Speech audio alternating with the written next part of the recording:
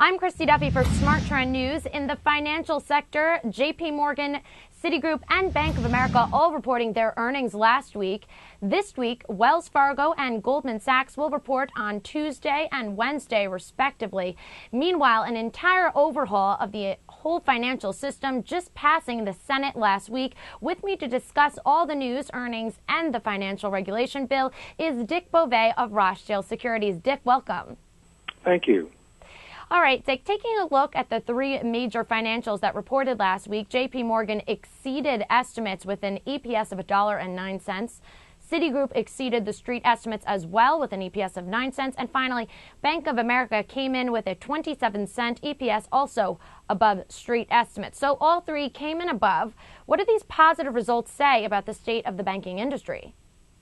Well, unfortunately, these numbers are very misleading because if we looked at the core businesses of each one of these banking companies, what we would see is that none of the core businesses actually did very well in the quarter. In other words, they didn't grow deposits, they didn't grow loans, their margins went down, their non-interest income or their fee-based revenues went down.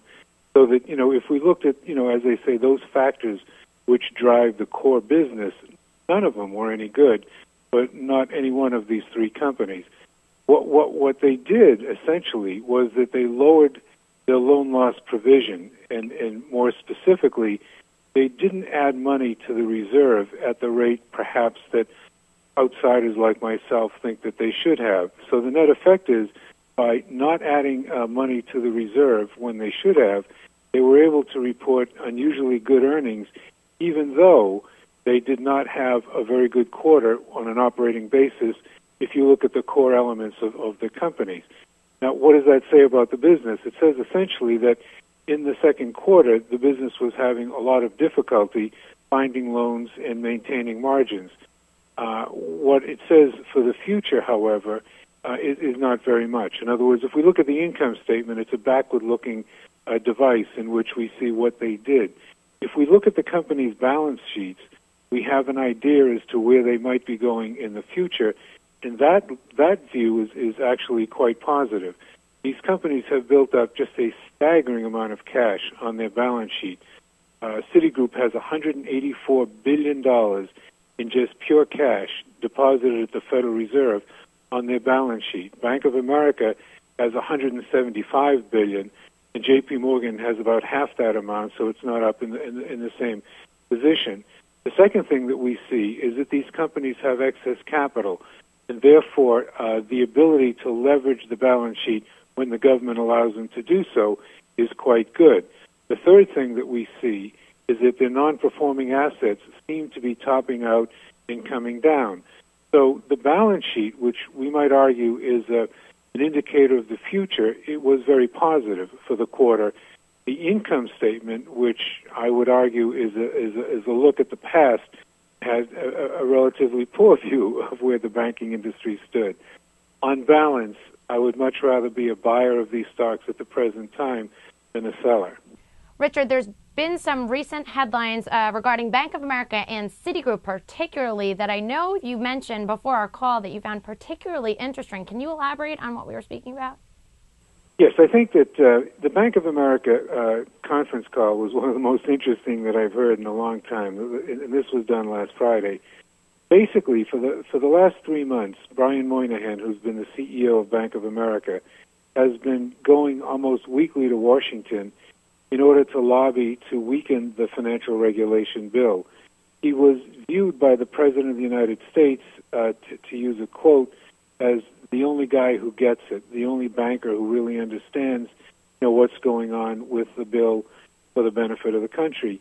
In addition to which, he was the only CEO in the banking industry that has been invited to state dinners at the White House over this last 3-month period. What therefore was fascinating is that nothing that Mr. Moynihan did to blunt the strength of this bill worked. In other words, all of his efforts were a complete failure. So we then come to the conference call on Friday, and Mr. Moynihan, rather than getting up and supporting the bill, starts listing all of the things that would go wrong at Bank of America as a result of this financial regulation bill. he creates such a long list, and he adds up numbers which come to over $10 billion in costs, Bank of America, that the stock of Bank of America plummets. And, it's down, far more rapidly than bank stocks, than the market, and it continues to fall because Mr. Moynihan has communicated to the market that Bank of America is going to be hurt very badly by the financial regulation bill.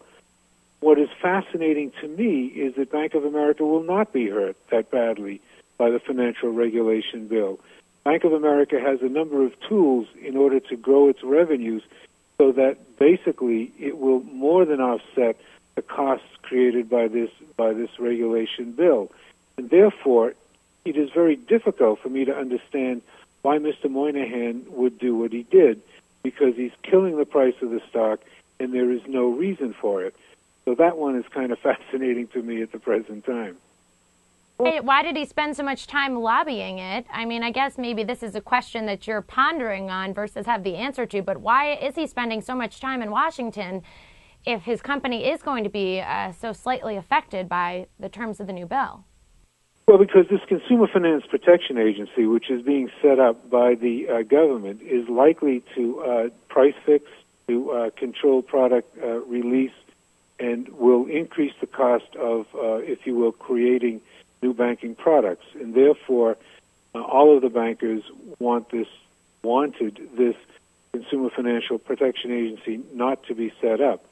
And as I say, Mr. Moynihan was not able to stop it from happening, in addition to which he was not able to stop the interchange fee amendment, nor was he able to do anything about the overdraft, if you will, regulations which the Federal Reserve has put in place. Now, all of those things will, in fact, exact a high price from Bank of America and almost every other bank in the country. The reason why I indicate that the bank will be able to offset it is because Bank of America has 55 million customers. There are 29 million checking accounts at Bank of America. I think 19 million electronic bill pay accounts. I believe somewhere close to 50 million credit card accounts. All that Bank of America has to do, and let me guarantee you that they will do this, is slap a fee on those accounts. In other words, if they go to the 29 million checking accounts and require each one of them to pay $10 a month in maintenance fees, which, again, I feel almost 99.99% positive they will do, that will recapture $3.5 billion in revenue.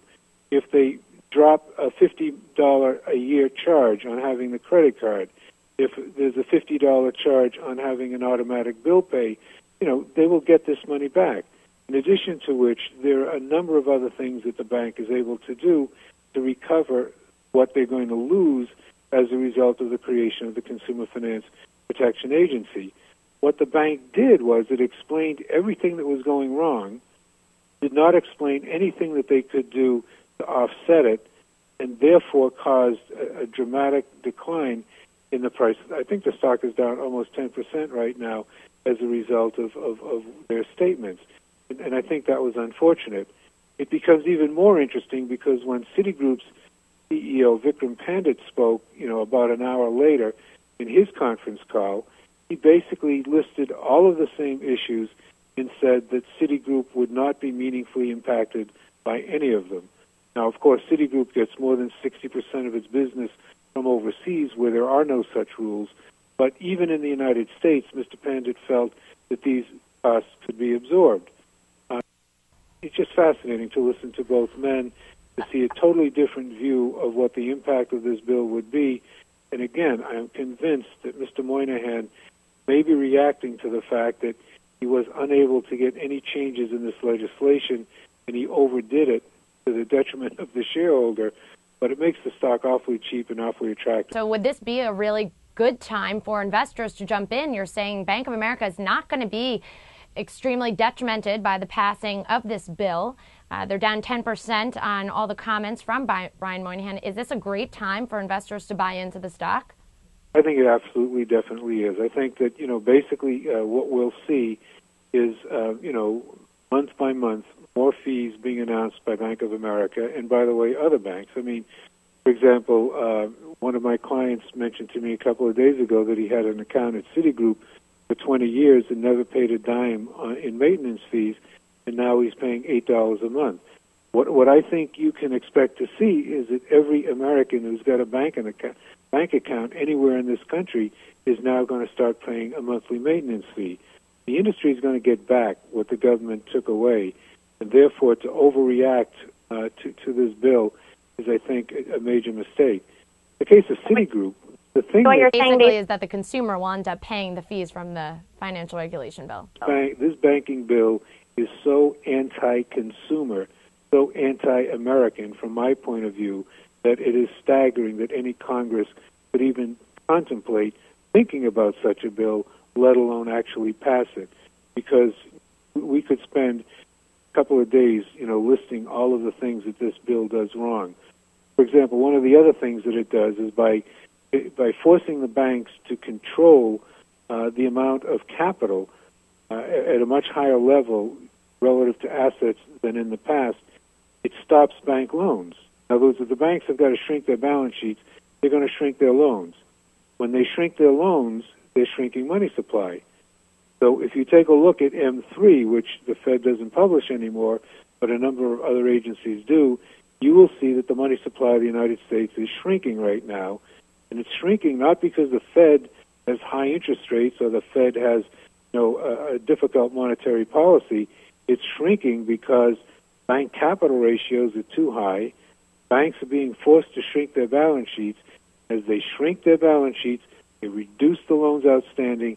That cuts the money supply. And I'm really interested to see if this economy can really expand through a declining money supply, which would be somewhat of a unique event.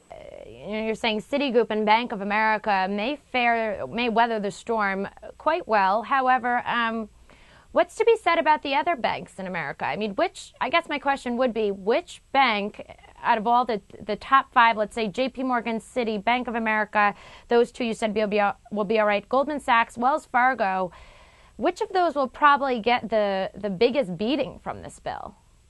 Well, I mean, if you had to pick one company, you would assume it would be Goldman Sachs because of the derivatives regulations and the inability to make private equity investments. But again, if we look at what these companies can do to get around these bills, we see, number one, that Goldman Sachs has already moved its derivatives desk up into the, if you will, holding company, and it already has the capital placed up against it. So the derivatives thing is not going to hurt them. Secondly, if we take a look at the private equity situation, all Goldman Sachs has to do is sell the business and then sign a contract to manage it. And they'll make as much in profit through the management fees as they would by running the business internally. So I think that if we look at this bill, we can see how it's going to reduce liquidity in the capital markets. We can see how it's going to force business out of the United States into Europe and Asia. I mean, J.P. Morgan announced, I guess, this morning that it's thinking of stopping all building. It's building this huge building in London. It's stopping construction on it, and it's going to move to Asia. So essentially, the bill is forcing business out of the United States. It's creating lack of liquidity in the markets. It's driving up consumer finance costs. It's pushing the money supply down. It is the most unfortunate piece of legislation that I've ever seen. And in fact, the president is going to sign it, smiling and telling the world how the American Congress has just assisted the banking industry in the United States. Well, this week, actually, on Tuesday, Goldman Sachs will report its earnings. I suppose the cost of the bill will obviously not be in this quarter's earnings results. However, do you expect this quarter's EPS for Goldman to exceed expectations, much like the other three banks who've already reported? No, because the way the other three banks exceeded expectations was by reporting a reduction in their loan loss reserves. In other words, by failing to put money into the loan loss reserve, they were able to reduce their bad loan cost, if you will, and that was the reason that their earnings were better than expected. Goldman Sachs doesn't make loans, and therefore it doesn't. Well, it does make loans, but that's not a key part of their business. Therefore, there's no likelihood of them reducing loan loss reserves because they don't have any. So the net effect is they don't have that benefit, and they do have the problem areas. So I know that the whisper number on the street is moving up at the present time under the expectation that Goldman is going to shock the street. If, in fact, they do have good earnings, it will be a shock. I think I'll be the person most shocked by it. Right, well, the street estimate for Goldman Sachs is at $2.01 for the second quarter. Where does your EPS estimate fall? Well, if we don't consider the fine, right, that was just levied, my estimate was $1.93. But because I think they will take the $550 million fine into the second quarter, and that will cost them 50 cents a share, I believe, my estimate is now down to $1.43. So it's way below the street estimate. Wells Fargo also reporting this week on Wednesday. Their street estimate is at 48 cents for the second quarter. What about that bank? What do you say about that? A couple of cents below the street on that one. But, I mean, I think the interesting factor is going to be that during the quarter they dismantled their consumer finance business. When they dismantled that business, in essence, what they did was they basically probably are going to have to take a charge related to that. So I wouldn't be surprised if a charge showed up in the quarter as a result of that event. Therefore, the number could be somewhat lower than the 48 cents. But, you know, if we step aside from those companies, all right, step aside from the big companies, the big capital markets companies, and we look at the regional banks in the United States, or the banks we call the wealth banks, like Bank of New York, State Street, Northern Trust, or the regional banks like BB&T or U.S. Bancorp or PNC, I expect those companies to show good earnings. I think those companies will surprise on the upside, and I think, therefore, you know, we're finished with the misery companies last week. We'll be finished with Goldman tomorrow, and what we'll be looking for Wednesday and Thursday is a number of regional banks to report earnings, and as I say, I'm looking for positive surprises in that regard. All right, well, we'll have to wait and see what the results tell us. This is Dick Bove from Rochdale Securities. Dick, thank you so much for being with us. A mixed outlook with a strong buy on BAC. We'll update you throughout the week on the earnings to come on the big banks as well as the smaller regional banks. Dick, thanks again for being with us. I'm Christy Duffy for Smart Trend News. For more news and earnings updates, make sure you subscribe to our YouTube channel, Trade the Trend. And, of course, you can check back for more information on all these stocks on our website. That's tradethetrend.com.